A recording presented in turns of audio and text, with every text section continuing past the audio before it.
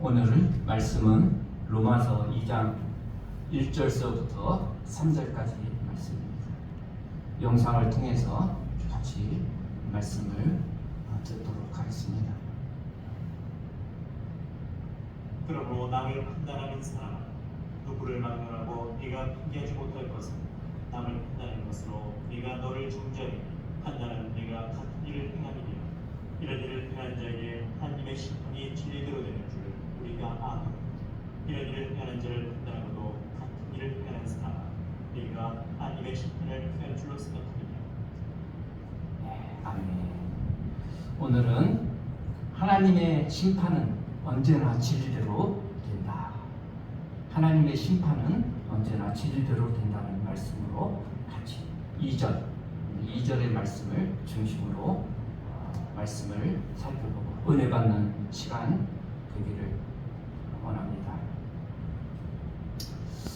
사도 바울은 지난주에 말씀을 나눈 것처럼 1장 16절 17절에서 복음의 진리를 선포합니다.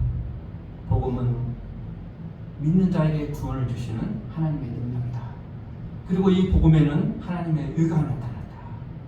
그리고 18절에서부터 이 하나님을 믿지 아니하는 하나님의 진노 아래 있는 모든 경건치 아니함과 불의에 대해서 하나님의 진노가 나타난다. 그러면서 1장 마지막까지 하나님의 진노가 나타나고 하나님을 떠난 인간들의 죄악된 모습, 이방인들의 죄악된 모습을 말씀을 쭉 나눴습니다. 그러니까 2장 1절에서 유대인이 이렇게 질문합니다. 맞습니다. 이방인들은 정말 하나님의 진노 아래 있죠. 그들은 참으로 지옥에 떨어질 그런 하나님의 진노의 자녀들입니다. 그렇게 이야기합니다. 자신에게 적용하지 않고 이방인들의 죄인이라는 것에 동의하지만 그 말씀을 자신에게는 적용하지 않는 거예요. 그러니까 사도가 아니다. 이것은 이방인에게만 이야기하는 것이 아니라 유대인 너희들에게 하는 이야기다. 이 말씀을 유대인들은 자기들은 구원받았다. 자기들은 의롭게 돼 의인이다. 이렇게 생각하고 있는 거예요. 그 말씀을 자기들에게는 적용하지 않고 그러니까 자기들은 구원받고 의인이기 때문에 복음이 필요 없는 것이죠. 의롭게 되는 것이 필요 없고 예수 그리스도께서 십자가에 돌아가실 이유가 없게 되는 것입니다. 그래서 사도 바울은 이 유대인도 구원을 받아야 될 죄인이고 하나님의 진노 가운데 있고 회개해야 될 하나님의 구원받을 대상이다. 이렇게 말씀을 하고 있는 것입니다. 유대인들은 구약시대나 신약시대나 이렇게 생각하는 게 굉장히 큰 오류였다는 것입니다. 자신들은 하나님의 택한 백성, 아브라함의 후손이고 율법을 받은 자고 할례를 받은 자이기 때문에 자신들은 당연히 구원받았고 이방인들은 다 지옥으로 갈 사람이다. 이렇게 이중적인 개념으로 잘못된 생각으로 그래서 사도 바울의 복음을 전해도 이것은 이방인에게 해당되는 것이지 자기에게 해당된다고 생각하지 않기 때문에 그래서 복음을 받아들이지 않고 여전히 하나님의 진노 아래에 있다는 것입니다. 그래서 사도 바울은 로마서 2장 24절에서 기록된 바와 같이 하나님의 이름이 너희 때문에 이방인 중에서 모독을 받는다. 구약시대에도 그랬어요. 자기들은 하나님의 택한 백성이다. 율법을 가지고 하나님 말씀대로 산다고 하면서 오히려 이방인보다 더 큰 죄악 가운데 살고 그래서 하나님의 심판으로 바벨론으로 포로로 끌려가고 심판받는 것들을 볼 때 이방인들은 그렇게 생각하는 거예요. 너희 유대인들은 하나님을 믿는다고 하지만 나는 너희가 믿는 그 하나님은 우리는 알고 싶지 않다. 너희가 그렇게 죄악 가운데 사는 것 보는 그런 하나님을 우리는 믿고 싶지 않다. 그렇게 이야기하는 거예요. 그러니까 하나님의 이름이 이방인들에게서 모욕을 받는다. 너희들 때문에, 유대인들 때문에. 그렇죠? 오늘날에도 마찬가지입니다. 우리가 하나님을 믿는다고 하면서 말씀대로 순종하지 않고 여전히 죄악 가운데 살게 되면 하나님의 이름이 모독을 받게 된다는 것입니다. 유대인들은 죄에 대한 개념을 잘못 알고 있었어요. 무슨 불의를 도둑질을 하고 살인을 하지 않고 간음하지 않고 그렇기 때문에 자신이 의인이라고 생각했던 것이 너무나도 잘못된 개념이 있었다는 거죠. 사도 바울도 예수님을 만나기 전에는 그랬다는 거예요. 자기도 율법적으로 완벽한 자다, 의로운 자다, 유대인들처럼 그렇게 생각했다. 근데 사도 바울이 로마서 7장에서 이야기한 것처럼 율법이 탐내지 말라, 10계명과 마지막 10번째 계명에 탐내지 말라, 그 의미를 깨닫기 전까지는 사도 바울도 자기도 또 의롭게 생각했어요. 내가 도둑질하지도 않고 간음하지도 않고 살인하지도 않고 나는 의인이다, 하나님의 말씀대로 잘, 그렇게 자기 의를 주장하면서 살았던 것이 바로 예수 믿기 전에 사도 바울의 모습이고 여전히 유대인들의 모습이 이렇다는 거죠. 그래서 예수님은 산상수훈에서 그렇게 말씀하십니다. 사람을 꼭 죽여야 살인이 아니라 형제에 대해서 미워하고 형제를 욕하고 형제에 대해서 화내고 이것도 살인이다. 음욕을 품고 여자를 보는 것도 간음하는 것이다. 마음의 죄, 그것이 율법의 본 정신이다. 그래서 사도 바울도 이 탐심, 마음의 문제, 이것이 죄구나. 그래서 근본적으로 하나님을 떠난 인간은 죄인일 수밖에 없다. 그래서 근본적인 죄는 뭐예요? 경건치 않으면 하나님을 떠난 죄인이, 인간이 죄인이라는 것입니다.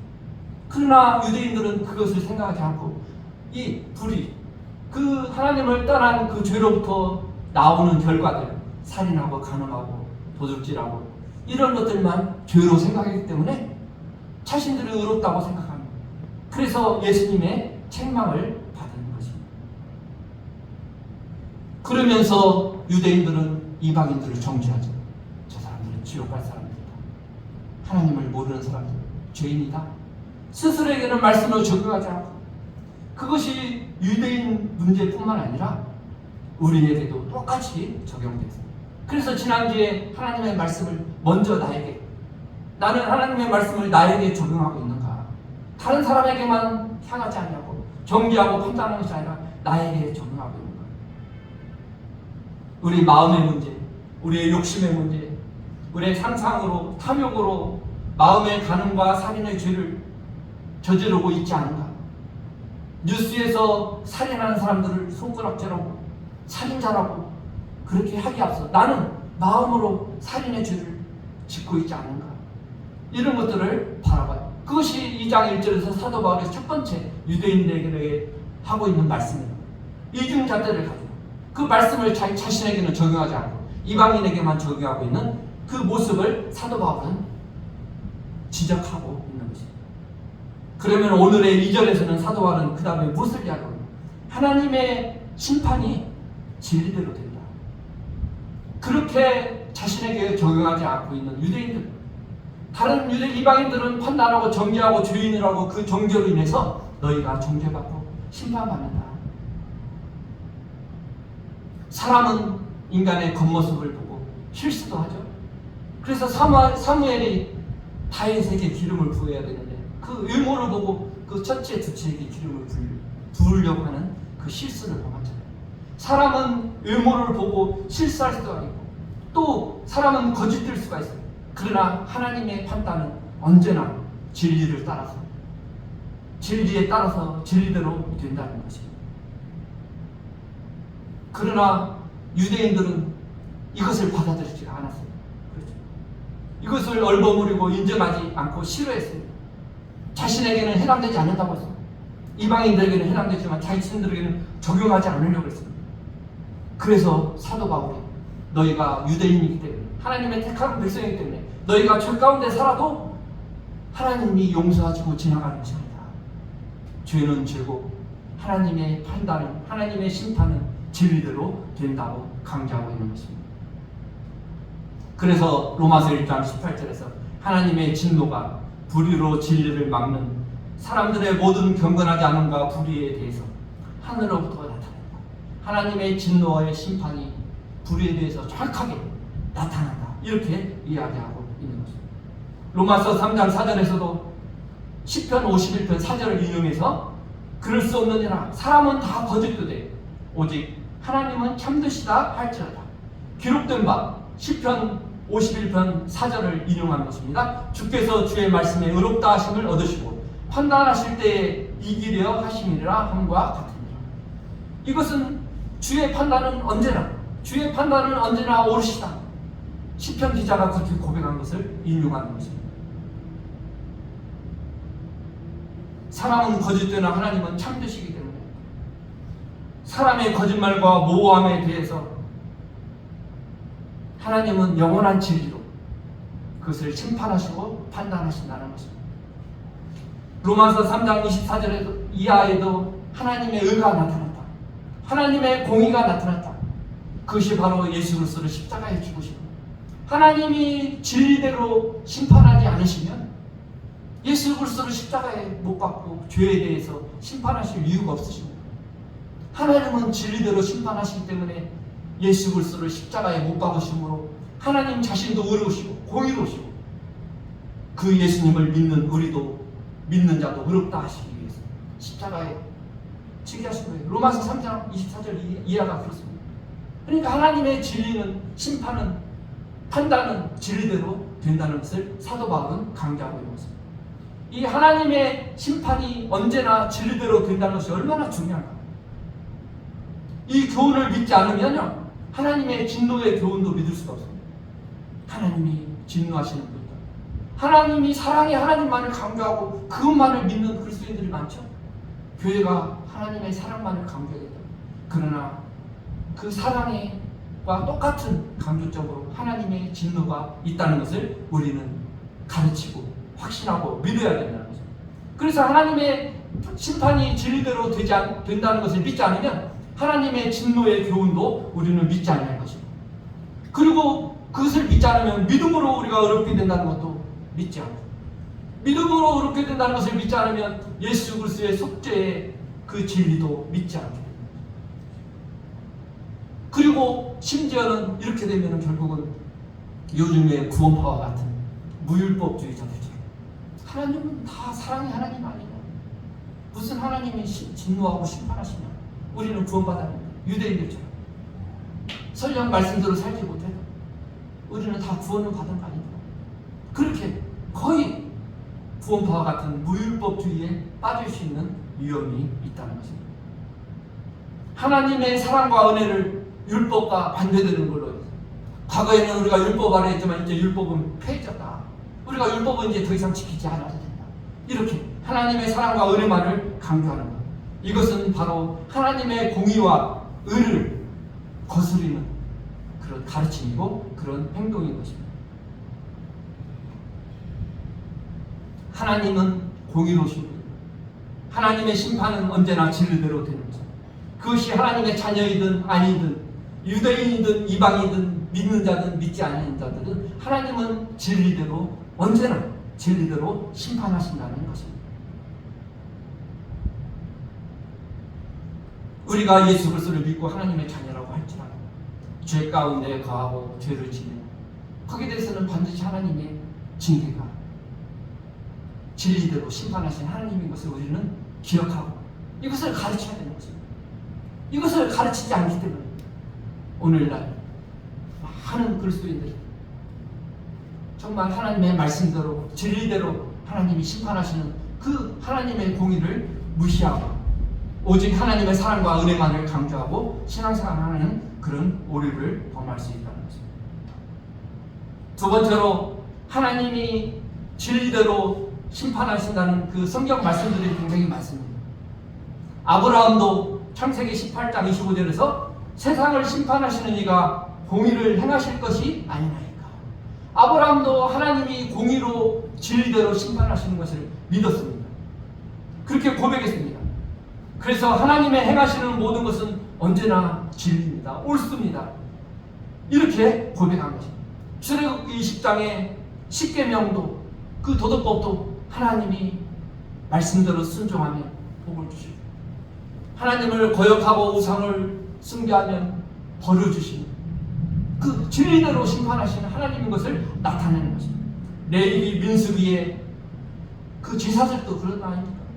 죄에 대해서 하나님은 그 양을 소를 염소를 잡아서 그 피로 하나님이 죄에 대해서 심판하시는 하나님이기 때문에 그 제사를 지내고 그 예수 그리스도의 모형의 그 제사를 지내게 되는 것입니다. 하나님은 언제나 공의로우신 것이고 시편 11편 4절에 여호와께서는 그의 성전에 계시고 여호와의 보좌는 하늘에 있음이며 그의 눈이 인생을 통촉하시고 그의 안목이 그들을 감찰하십니다. 하나님은 언제나 공의로우시고 우리를 바라보시고 공의로 우리를 바라보시고 물론 사랑으로도 우리를 바라보십니다. 구약뿐만 아닙니다. 신약에서도 하나님은 요한일서에 보면 하나님은 빛이시다. 어둠이 조금도 없으시고 우리도 어둠에 머무르지 않고 빛 가운데 그래서 나와서 빛 가운데 나올 때 하나님과 교제하게 된다. 예수님도 거룩하신 아버지 하나님, 의로우신 아버지, 공의로우신 아버지 하나님 이렇게 기도하시고 부르신 것을 알 수가 있습니다. 그래서 하나님의 심판이 언제나 진리대로 된다는 교훈은 예수님의 교훈도 예수님처럼 더 잘하시는 분은 없는 것이죠.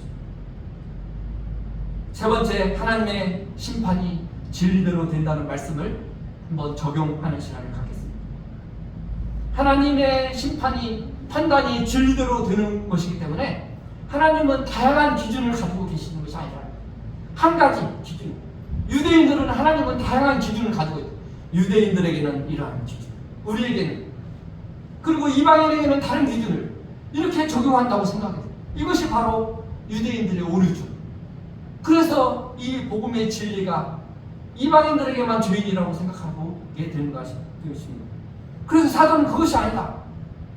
하나님의 심판은 유대인이나 이방이나 동일하게 한 가지 기준으로 정해져 있다.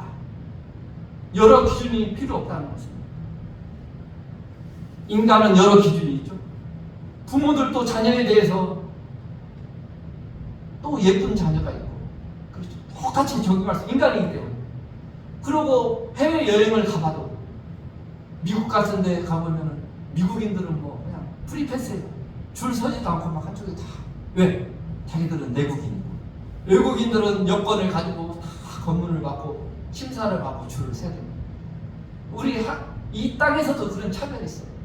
그렇죠. 그러나 하나님의 판단은 언제나 기준이 동일하다는 것입니다. 공의로, 사랑으로, 공의로 판단하신다는 것입니다. 그래서 그 기준은 변화하거나 달라지는 것이 없어요. 구약이나 신약이나 하나님의 기준은 동일하다는 것입니다. 야고보서 1장 17절 온갖 좋은 은사와 온전한 선물이 다 위로부터 빛들의 아버지께로부터 내려오나니 그는 변함도 없으시고 회전하는 그림자도 없으십니다. 변화가 없으신 분이에요. 회전하는 그림자가 있다는 것은 무엇을 의미합니까? 시간이 있다는 거예요. 시간이 지나기 때문에 그림자가 생기고 지나가고 그것은 우리 인간의 역사이기 때문에 시간이 있고 그림자가 있는 거지만 하나님은 시간의 개념이 없으신 분이에요. 그러니까 그림자도 없으시고 회전하는 그림자도 없으시고 영원하신 변함없으시는 분이라는 것입니다.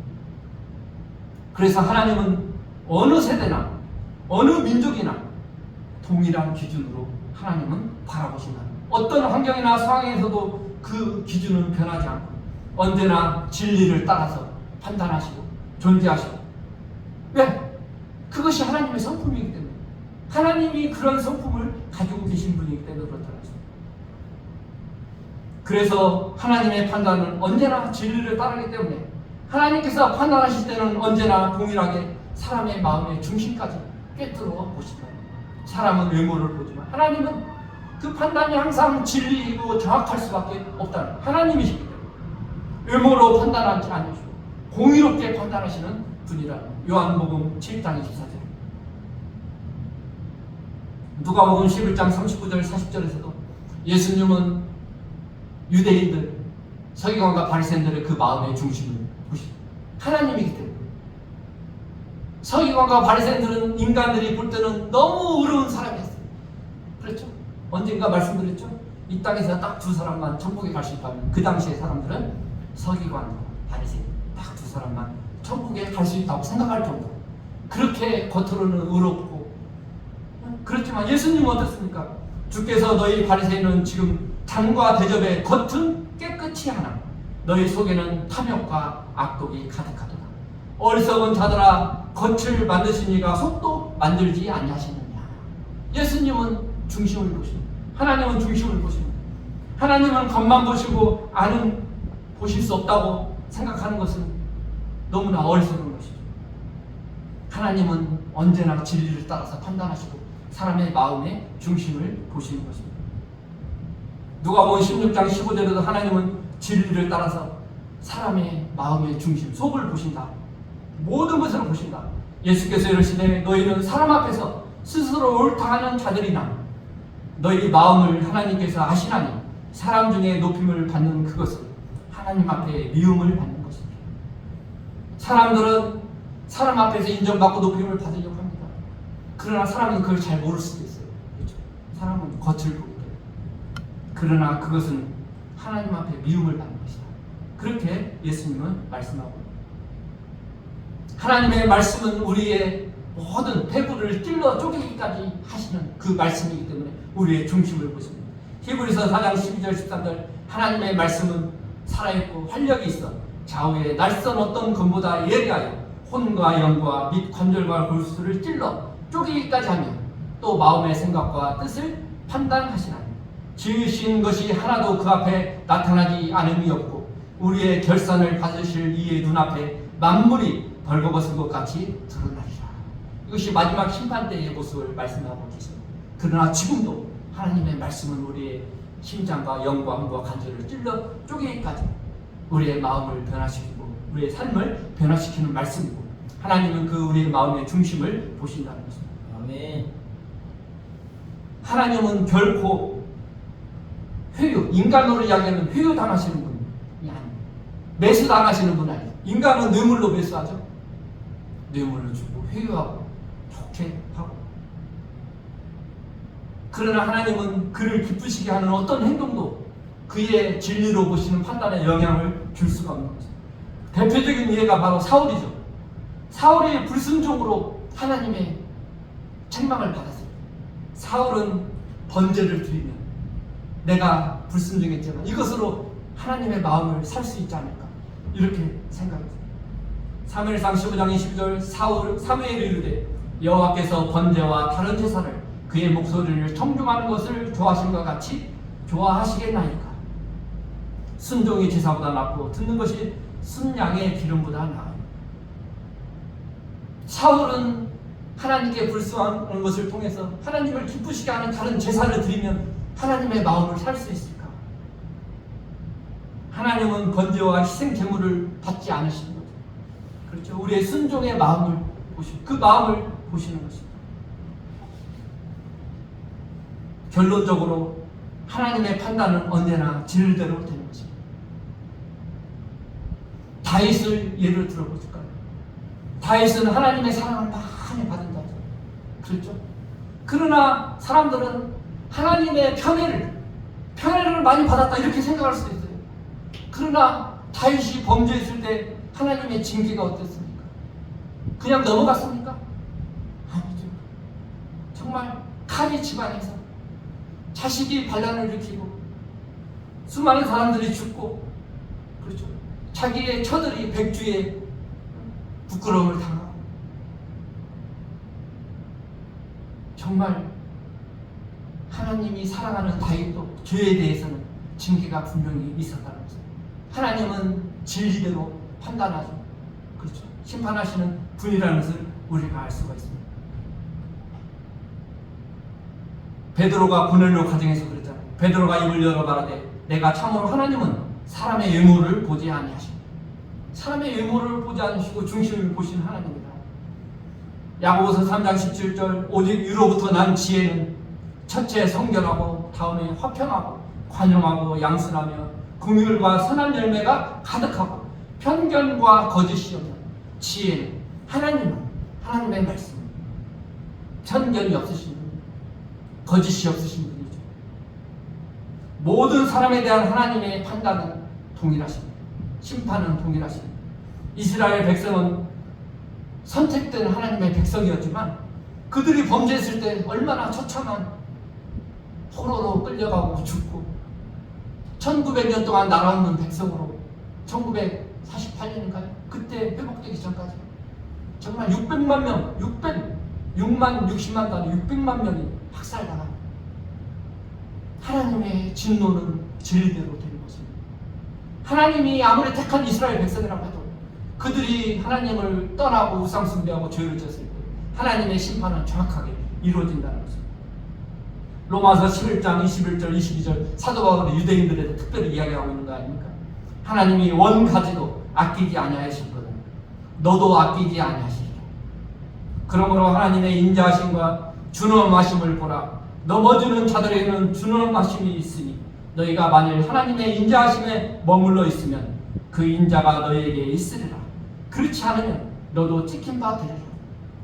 원가지인 이스라엘도 하나님이 찍힌 바가 되었거든요. 하물며 이방인 우리가 죄 가운데 거하고 하나님의 말씀을 떠난 삶을 살면 찍힐 수밖에 없다. 하나님의 인자하심 가운데 은혜 가운데 말씀 가운데 머물러 있어야 하나님의 준엄하신 심판이 없다는 거죠. 그래서 로마서 11장에 하나님의 인자하심과 준엄하심, 인자하심과 준엄하심을 균형되게 우리가 믿고 가르치고 그렇게 신앙생활을 해야 됩니다. 하나님의 선하심에 관해서는 다 맞죠. 하나님의 인자하심과 사랑하심과 선하심, 하나님의 정말 성품이죠. 그러나 하나님의 엄유하심, 준엄하심 이것도 반드시 있어야 됩니다. 죄에 대해서는 심판하십니다. 자기 아들까지도 십자가에 하나님의 진노를 나타내시는 그 심판의 진리 가운데 하시는 그 하나님, 이것이 오늘 본문 2절에서 사도 바울이 이야기합니다. 하나님의 심판은 진리대로 되고 너희들이 유대인들이라고 해서 죄 가운데 있다고 그냥 넘어가는 것이 아니라 하나님의 진노 아래 너희가 있는 것이다. 너희들은 이방인만 정죄하고 그들만 죄인이라고 이야기하고 너희도 하나님을 믿는다고 하는 너희들 하나님의 진노 가운데 있는 죄인이다. 그래서 로마서 3장에 갈수록 마지막에는 모든 사람이 죄인, 로마서 3장 23절 모든 사람이 죄인이다 이렇게 이야기하고 이방인만 죄인이 아니라 유대인들도 죄인이다. 로마서 2장에서 지금 이야기하고 있는 거예요. 하나님께서는 유대인들 너희들처럼 변덕스럽거나 편견을 가지신 분이 아니시다. 특별히 사람이나 특별한 입장을 가지신 분이 아니시다. 하나님은 하나님이시기 때문에 그 판단이 언제나 진리대로 되는 것이다. 아무리 위대하였던 하나님의 종도 그가 죄 가운데 빠지면 하나님의 징계가 있는 거예요. 그렇죠? 에스겔 33장이죠. 아무리 그동안 의인이었다고 지금 죄 가운데 빠져서 그러면 버림받는 거. 아무리 죄인이었어도 지금 회개하고 하나님께로 돌아오면 구원받는 거죠. 이것이 에스겔 33장에서 말씀하고 있는 것입니다. 내가 구원을 받았으니 내가 무엇을 해도 괜찮다. 어떻게 살아도 괜찮다. 이것은 정말로 어리석은 것이죠. 믿는 우리 그리스도인이라고 할지라도 죄는 죄고 하나님의 심판은 진리대로 되는 것입니다. 오늘날 기독교가 생명 없는 기독교 같은 그 문제점도 바로 이것입니다. 하나님이 믿는 자들을 또 죄 가운데 하나님의 징계하시고 하나님의 판단은 진리 가운데로 됩니다. 그리고 죄 가운데 계속해서 세상 가운데 죄 가운데 거하고 거기에 살아가는 죄가 왕노릇하는 사람에 가면 믿는 자들도 버림받게 된다. 그렇죠? 우리가 한두 번 죄가 없이 살 수가 있다. 요한일서에 보는 것은 하나님께로 난 자가 죄를 짓지 않는다는 것은 죄 가운데 거주하고 죄 가운데 죄가 왕노릇하는 그런 삶을 살지 않는다는 것을 봅니다. 죄를 하나도 짓지 않는다는 것을 의미하는 것이 아닌 것입니다. 우리는 믿음으로 구원받았으니까 우리 자신은 살펴보지도 않아도 어떻게 살아도 구원은 보장되어 있다. 이런 가르침이 얼마나 어리석고 위험하고 성도들의 영혼을 위태롭게 하는 가르침인지 우리는 깨달아야 됩니다. 그래야 우리가 말씀대로 주님을 닮아가고 로마서 6장에서 이야기한 성화의 그런 순종의 삶을 살 수 있지 않겠습니까? 그렇지 않은 가르침, 하나님의 사랑만 가르치고 구원받았다, 천국은 보장됐다, 그런 가르침만 가르치면 성도들의 삶이 어떻게 되겠습니까?